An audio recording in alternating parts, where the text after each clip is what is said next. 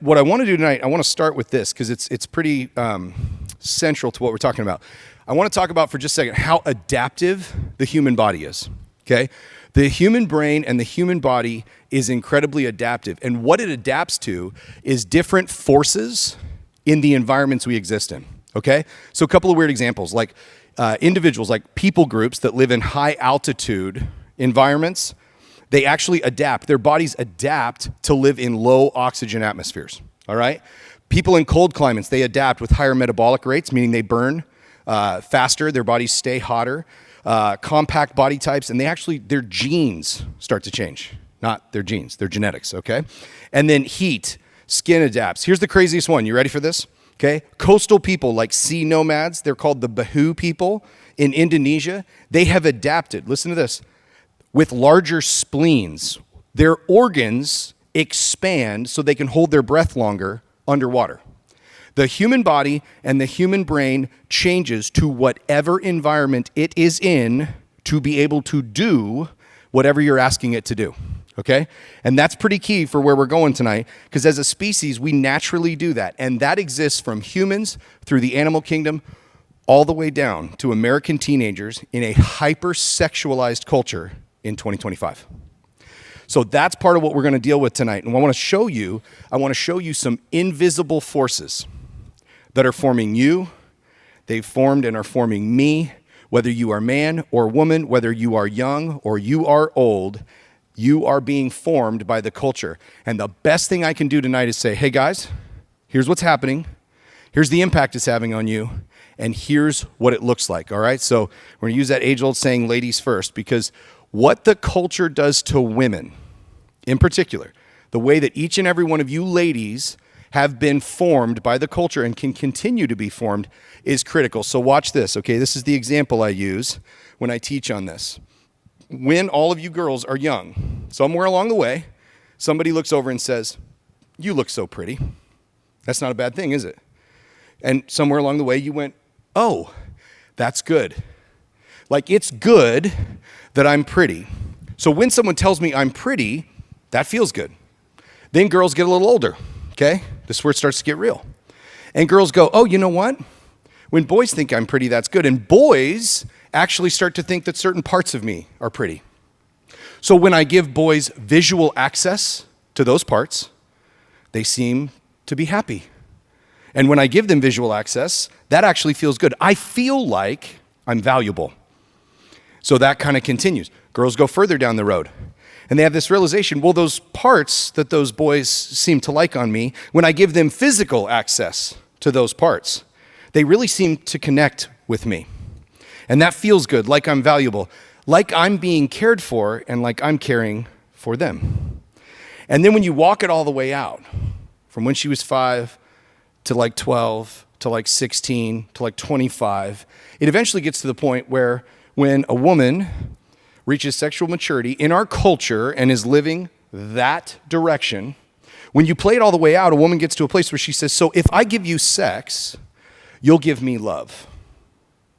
I give you sex and you give me love. And when I give you sex, you seem to care for me more, or I seem to have more of your attention, or this really seems to be a thing where I'm now connecting with your heart and mine. And so what a woman starts to realize is it's kind of an exchange of commodities. I give you this thing, sex, and you give me this thing, love, and around and around we go. And the problem that every woman has is this. Every woman develops this nagging fear in the back of her head. It's a haunting thorn that she can't unseat from her mind. She fights it, she runs from it, she hides from it. The fear is this: if I don't give you sex, will you still give me love? In other words, if I don't give you the visual, the physical, or at the end result, the sexual connection that you're looking for, am I still valuable to you? Do I still have a place in your life? Or as soon as you have that, am I no longer in a place where I matter to you? This is just one of the ways that women are formed. And I'm going to walk you through, again, why this talk is so important to me to give to you guys in just a second. So now, that's like kind of how women at times can start to feel. What about men? For us guys, okay, So much of the formation of us is rooted in performance, but it's driven by chemicals. So all the chemicals in our bodies are driving this, like so much of the rest of our identity. And the cultural lie, kind of for all of us, but this hits men in a big way, follow pleasure and sexual desire, and you'll feel happy and whole. The whole reality becomes, it's really about finding the right place, the right sexual experience, the right woman to do this with or do that with. To be honest, the lie of pornography is this: as long as you find the right visual experience, you're there, you'll be whole, you'll be happy. Just keep searching. The reason you're not whole and happy yet is you haven't found it. So just keep going. Go further and further down this road. And the outcome in regards to how it connects into women, because we just talked about how men can sometimes participate in this process, the way it connects to women for guys is women can become the means to that end. So as guys, at times, women can become the measuring stick by which we know we're valuable. And it's an absolute twisting of the way God designed us as men.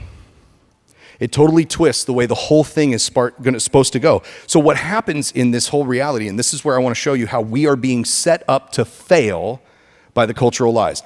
Men and women end up doing the same thing. We end up doing the same thing in dating. We start running from insecurity, because you can see it before, that haunting question for any female: do I still have value if I don't give you visual or physical access to me and my body?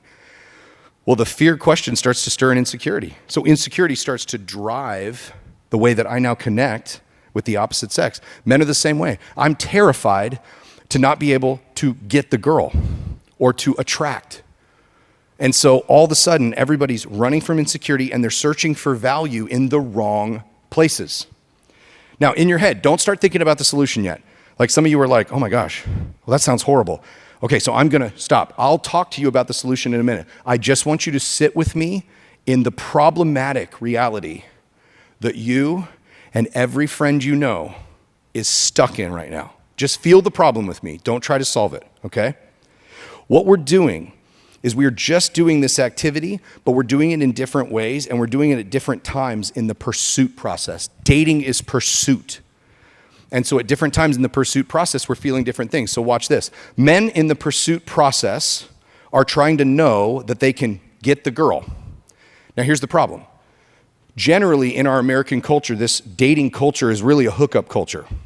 There's not as much meaningful relationship happening as there is even maybe a short relationship that leads to high sexual intensity at some level, somewhere on the spectrum, okay? And then on to the next one, on to the next one, on to the next one.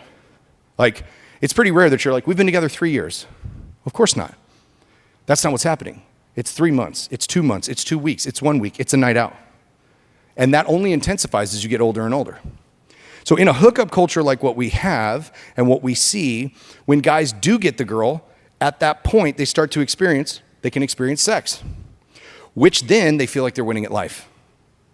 And the way that they're feeling is they're feeling connected. The pursuit is there. There's something exciting. But then the feelings can dissipate quickly because insecurity is in the mix of the motivation. It's insecurity, not love, that's driving me to these interactions with the opposite sex.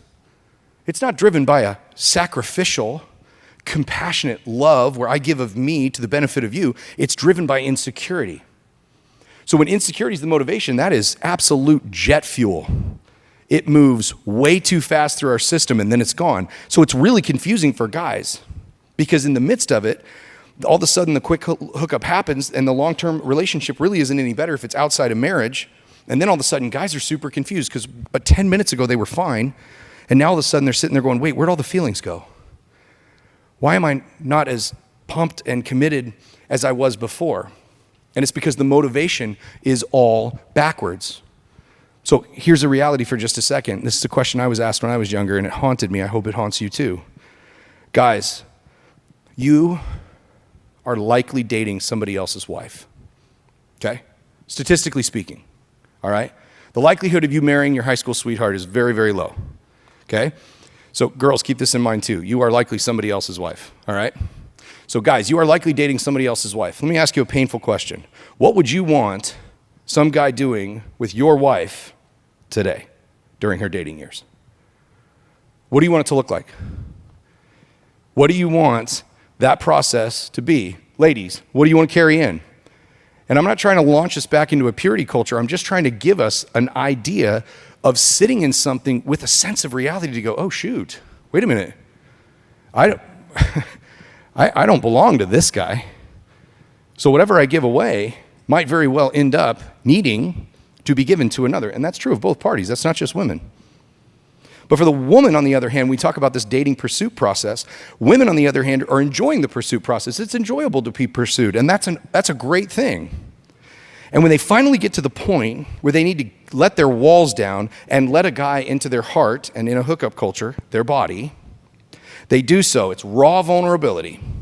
The guy is then there, and he's there in that moment. But in that hookup culture, the guy is gone or less interested in her the next day. This leaves women.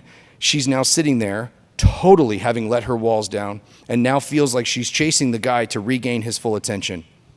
This dating process, as it's happening in our lives for all of us, okay?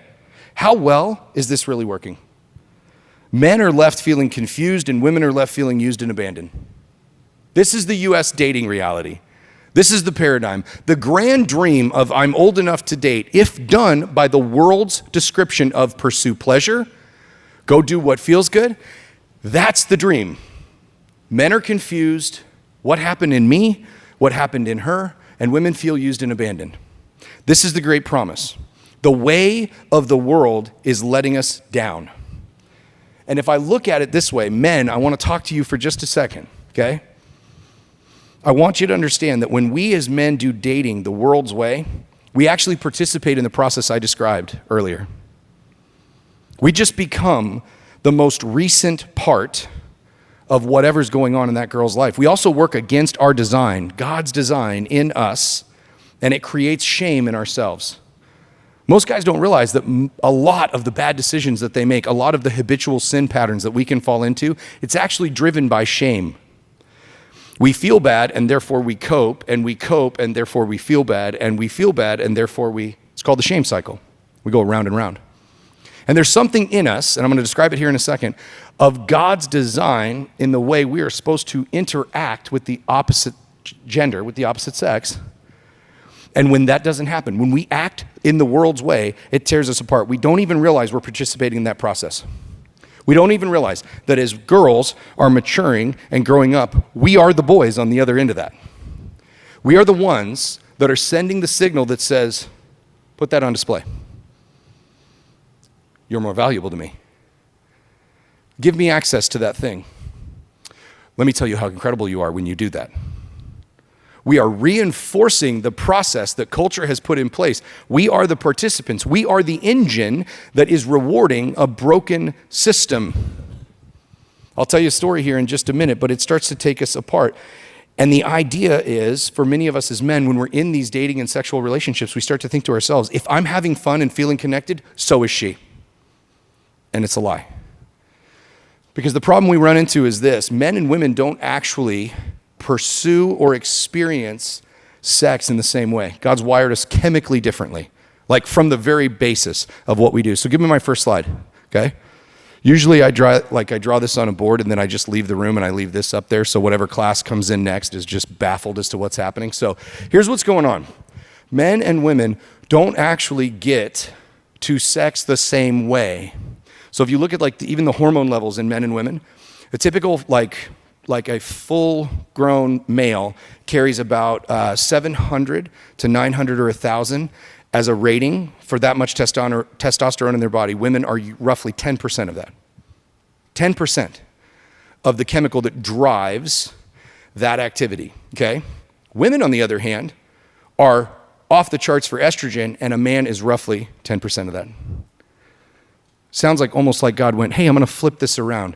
Because if God had wired us all with crazy high testosterone levels, all we would do is the physical stuff.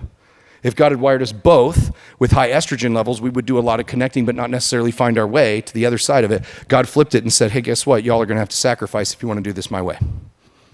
You're not going to do all of one or all of the other. God has built a plan. But here's the thing. When you look at this, what you see is typically men can go through sex to get to intimacy, and yet women go through intimacy to get to sex. This is what it actually looks like. Men in a sexual relationship, not all relationships, but they tend to find their way through sex through that intimacy piece, which means physical touch and visual stimuli lead to a feeling of emotional closeness and connection. That's how they're getting there. This is actually why men are very confused at times why they're not having the same experience. Women, on the other hand, in a sexual relationship, but not all, when they go through intimacy to get to sex, here's what it means. Emotional closeness and a feeling of safety and security lead to a desire for sexual connection. That's not the same. It's two different pathways. It's two different ways to get there. And the problem, and this is one of the great rug out from under a dating couple's relationship, the problem becomes both parties are feeling connected, which feels great for women, and it feels great for guys, and it feels safe. But then when all of a sudden the hookup happens and the guy starts to go, oh, where'd the feelings go? Without the bond of marriage in place, all of a sudden the sex has occurred, but there's not really the intimacy to go to. So he goes, oh, okay, well, I don't really feel that way anymore. So you're good, right? And the girl's sitting there having completely let her walls down, having gone here, and now is like, wait a minute, I'm trying to recapture your attention. Where'd you go, my man? I've had girls report this to me. All of a sudden, when we were alone, the only thing he wanted to do was make out, right? That's all we did once we started doing that. Or whatever the most recent, highest level of sexual intimacy we reached, that's all we do now. If we're alone, after our date, we barely get through dinner. Couples report, statistically, in different sexual reports, once they got to the point where their relationship had gone sexual, many of the dating relationships stopped even going to dinner. They just came to each other's houses in their 20s. They just came to each other's houses and they messed around. That was the core of their relationship. And it's a complete rewiring from the way things happen. So you can see culture is setting us up to fail, and we're believing all of the wrong messages.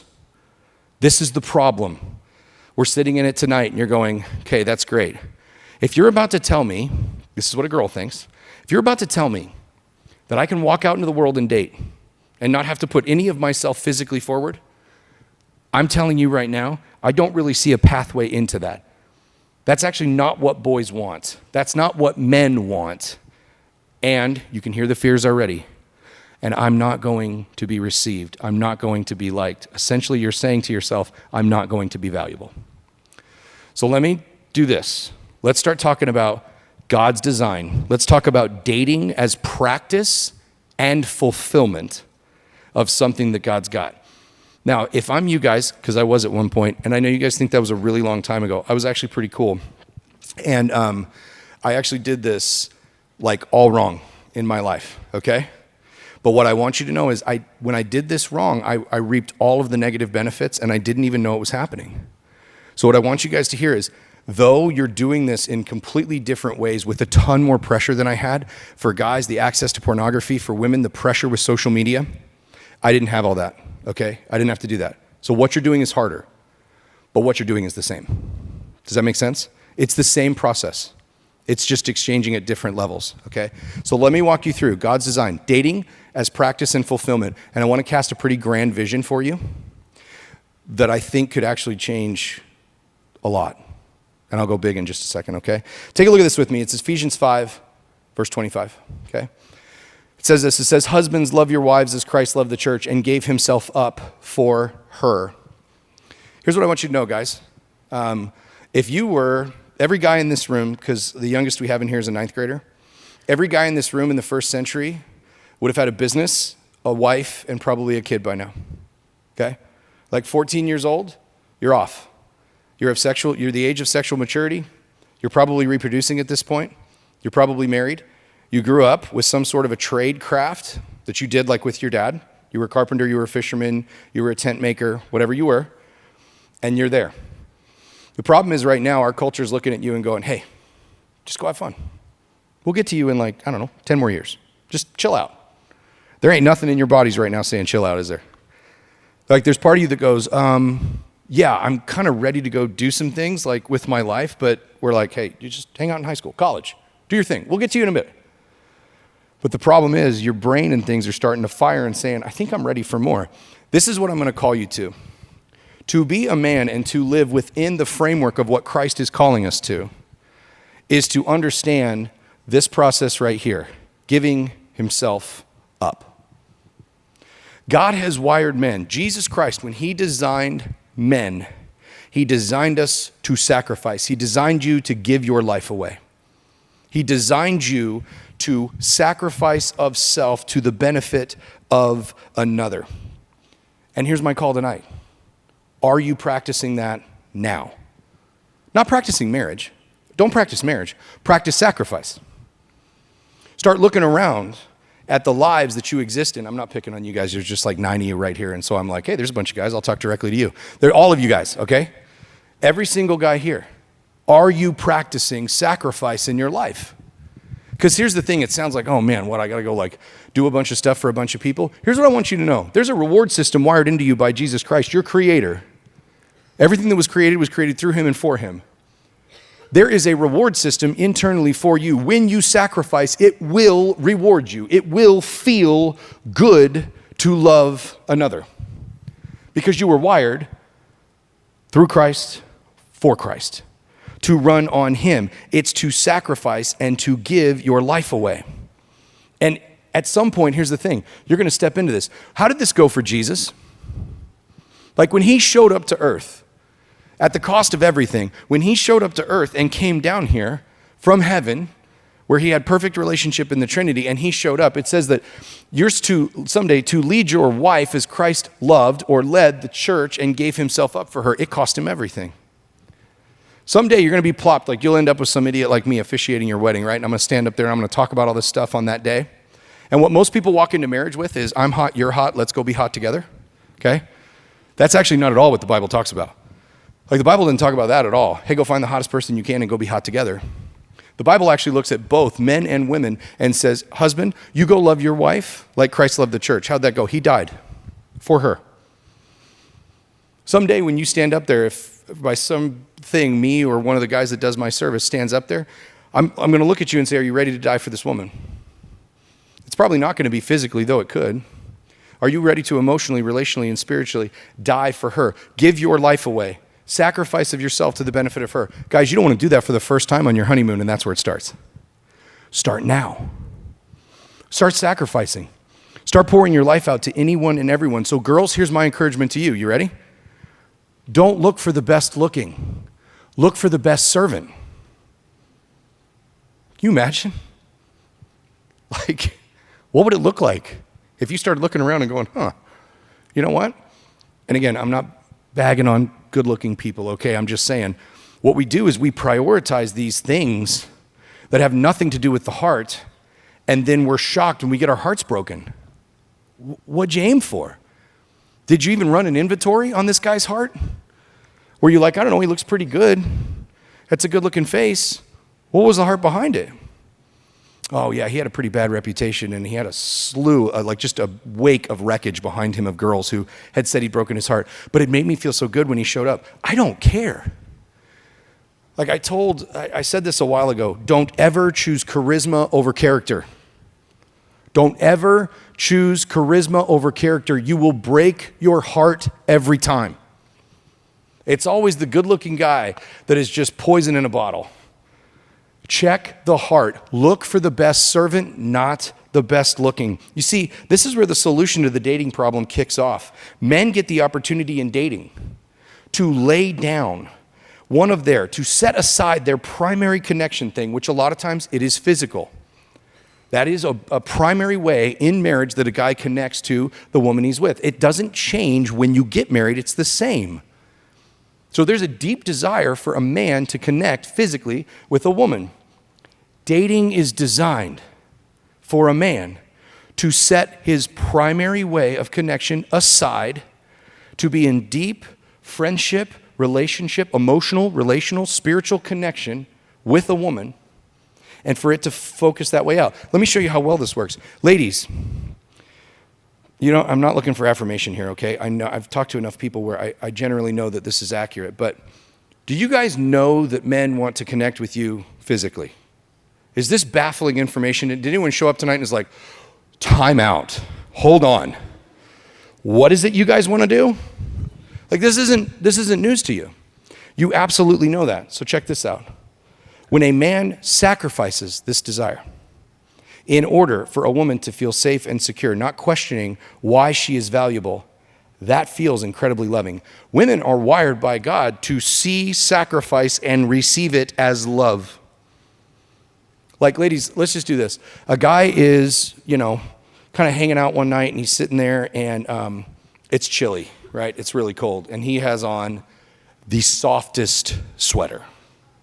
Like, it is, oh no, she just said. She's like, oh shoot, how soft. Actually, do you guys want to know something amazing about biology?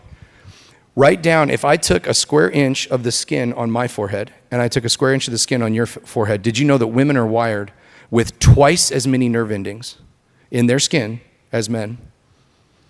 You are designed by God as sensors and aligners. I did this in a sermon a while ago. Everybody hang with me, okay? This really crazy thing starts to happen, okay? If you have a group of women that spend time together, what happens? Once a month, all of a sudden, you guys start to do that once a month thing at the same time. When I first heard this, it blew my mind. I was dating a volleyball player in high school, and she goes, oh yeah, things have gotten kind of crazy, like we're all synced up. So what do you mean? And she explained the process to me, and I looked over at her, and I go, like, is this like the Matrix? Like you guys plugged into something, and how did this... Here's what I want you to see, though, okay? God's design in women. Without talking, without speaking, without medication, this is how sensitive God has made you. You sense each other enough that you biologically align. You are feelers at a spiritual level. That's how God has designed you, okay? Just so you know that. God has designed you as sensors. You feel, and then you work to align. Your bodies do it naturally without you even thinking. It is a subconscious activity. But tell me about this, okay? Let's go back to my example. Super soft sweater, unbelievable, standing there. It's freezing. And some guy goes, oh gosh, are you cold? Oh, here, you can wear this. And there's something in you. It's not just that you're going to be warm. It's like, oh my gosh, why? You did that for me. God designed women to receive sacrifice as love. God designed men to sacrifice. It is the call on our lives. It is what we do. And when we walk through these things, the recognition is that God has put us forward in these places in order to be able to walk our lives out. It is what's called honoring women. Take a look at my second slide, 1 Peter 3:7. Likewise, husbands, live with your wives in an understanding way, showing honor to the woman as the weaker vessel, since they are heirs with you in the grace of life, so that your prayers may not be hindered. The Bible's not talking about women being physically weaker than men. The Bible's talking about exactly what we just talked about. Women have this horrible experience of wanting to connect. But like we said, because they go through intimacy to get to a physical connection in sex, here becomes the problem. There's a vulnerability in that, isn't there? Because once you've let your walls down to have an experience, now all of a sudden, a guy is intimate. He's too close. And now if he leaves, it feels like a part of you leaves with him, doesn't it? That's a vulnerability. Same thing with listening and the amount of download. Everything I just described, women get so much information every day. Men are basically made out of concrete. We're not sensing anything at any point, at any time in the day. If you took a woman and you put her in a man's body, she'd be like, really? So you guys aren't getting anything? You guys have no idea what's going on in the world. Yeah, we don't. We're wired for completely different things. But to honor a woman is to give her a place to be fully female, to protect her, just like we talked about. But to honor her, to be in a place where you are sacrificing and protecting, and you are honoring, giving the woman a place. Practice this now in your relationships. Don't wait. Don't wait to start practicing these roles. Get good at the practice in the community you have. This is an incredible community. Every campus has these YTH communities, and they're amazing. You see, the Bible is ahead. It's ahead. And when we as men pursue dating the world's way, we allow our designs to get twisted. And when they get twisted, we become cultural exploiters of women rather than Christ-like servants. We become just the next guy in the line who's going to step in and make her wonder if she'd be valuable if she wouldn't. That's what we become. Dating is designed to answer that haunting question for a fearful woman. If I don't give you sex, would you still give me love? Through the dating experience, she is meant to know beyond the shadow of any doubt that she will be loved even if sex isn't happening. That's what dating's designed to do. Abstinence is not something where God's like, hey, listen, I know it's awesome, but you can't have it yet. That's not the point. God knows exactly what's going to happen. Everything I'm describing, God's ahead of. And so the invitation for dating is simply for you to be able to sit there as a guy and go, we don't have to do that. Your value comes from a completely different place. And by the way, this doesn't mean that sex doesn't feel good for both parties, that sexual things don't feel good for both parties. It's to recognize that it opens a whole door for both individuals, but particularly for women to feel something they were never meant to feel. And the dating process is designed to sacrificially set women up to know that her value is in how God designed her in all of her composition, her body, her mind, her heart, and her spirit. You want to know why I want to give this talk? Why I asked to come here tonight? Because every year, twice a year, I teach in our marriage prep class. It's couples in their 20s, and they're sitting there and they're about to go get married for the first time. All of you will be sitting there at some point. You'll be with a guy or a gal, and you'll be like, oh, we're doing it. Okay? And they sit in the room. Now, statistically, I'm not stupid. Most of them are living together and sleeping together. And I give them this talk. I do it real quick. It's like we get through all the biblical material and they go, all right, I want to talk about sex real quick. And you can see them all like, Rrr. And that's honestly, that's part of the problem. Do you guys get uncomfortable when any of your friends talk about sex? No. They're talking about it all the time. But a big part of the problem is the fact that when you come into church and a pastor stands up and wants to have a healthy conversation with you about sex, everybody's like, what are we doing? This is where the conversation should start. The Bible's got a better plan. Christ has got a better plan.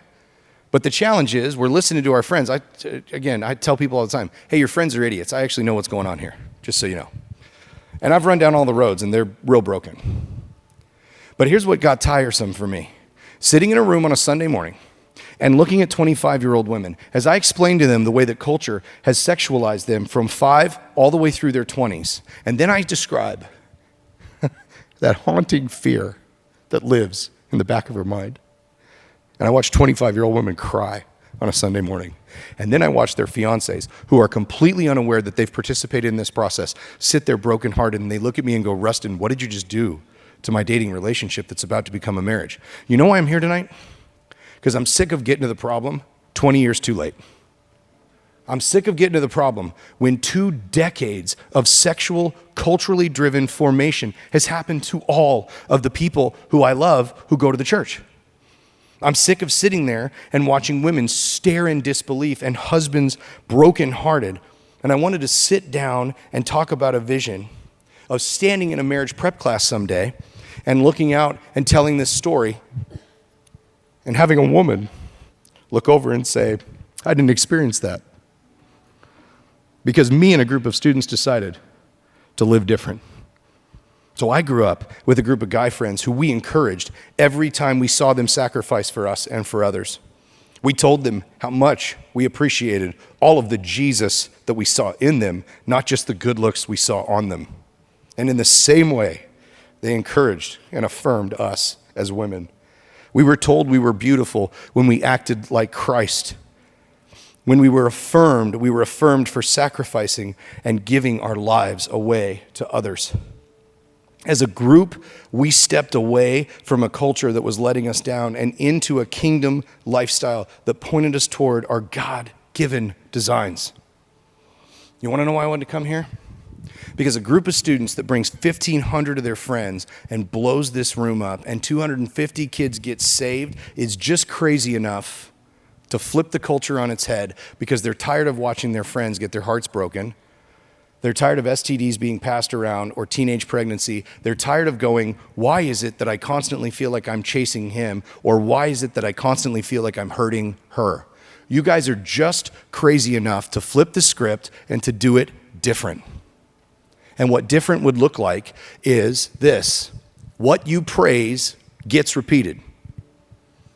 What you praise gets repeated. If you keep walking around and looking at all the girls and going, I like those parts. I like that sweater. There's no problem in complimenting a woman's beauty. There's no problem in complimenting a guy's good looks. But when it's all we talk about and it's all we reward, it's all we focus on. That's why y'all are getting your hearts broken. Because you're looking at the things that keep getting talked about. It will change the lens in which you look at the world when you start searching for Christ in others. Right? I'm not saying go find the ugliest guy you can and try and make it work, but I'm saying, look, go look for Jesus. Because regardless of whether you're a guy or a girl, when you see Jesus in the opposite sex, it's beautiful. That's the beauty we should be praising. Oh, I saw you sacrifice. Have you ever looked at one of your male friends? Just so you know, males, we are really simple, okay? Like, whatever you tell us, we'll keep coming back to the same spot. Ladies, I'm saving you so much time, okay? When you deal with a husband someday, just keep encouraging him. He'll become exactly who you tell him to be, okay? Keep encouraging what he's doing well. He will continue to grow, all right? Would you dare to look at your friends, your male friends, ladies, and start looking for Jesus in their life and start saying, hey, just so you know, when you did that thing, that was so kind. I see Jesus in you when you do that. I just want you to know I appreciate it. Guys, would you be willing to look at a girl and say, hey, I saw you care for that person. I just want you to know, I love your kind heart. I see Jesus in you. Because the more you praise it, the more it gets repeated. Let me ask you this. What would this youth group look like, this YTH group, your schools, or even this city look like if all of us were speaking positively into God's design for each other? What if we were to shift our attentions from being more attractive to being more Christ-like? What if we were to actually feel secure in the love of Christ rather than the attention and perspectives of our friends? I was reminded recently by my daughter, she had to do a devotional for a project at school. And in it, she made the statement, why would we seek validation from an imperfect world that crucified a perfect man? We are aiming at the wrong targets, and we're hitting them bullseye over and over and over again. What if tonight we were to break ties with some of these haunting and toxic identities and find freedom in the men and women God has designed us to be? I'll tell you, the reason I came tonight is because I genuinely believe it's a group of kids like you that could change the world. That's why I'm here tonight. Let me pray for us as we move in to some time of worship and response. King Jesus, the great designer, the creator, the one who we know was there in the beginning, the one who put us together, who designed male and female differently and specifically. Lord, I just want to bind any cultural narrative right now that would be picking at these students or even me that says, well, we can't talk that way, or we have to be sensitive to this, or we have to be sensitive to that. Lord, we're going to clear away all of those cautions to just simply come to you and say, what you did in designing men and women was wonderful. It is our job to conform our lives to the beauty that you give us in the Bible, even though the culture says, come over here, it'll be fun. We have historical data that says it's not fun. It's heartbreaking. It's trashing lives. It's leaving people in tears. It's leaving people with broken hearts. It's leaving people with suicidal ideations, with eating disorders, with self-harm. We are watching our friends and ourselves erode away to nothing because we're buying the wrong narrative. Gosh, the invitation tonight, Lord, would you move in this room? Holy Spirit, would you fall in this place as we come to you to have a time of business, to do business with you, King Jesus. We put ourselves before the throne. We belong to you. We love you. We say this in your name. Amen.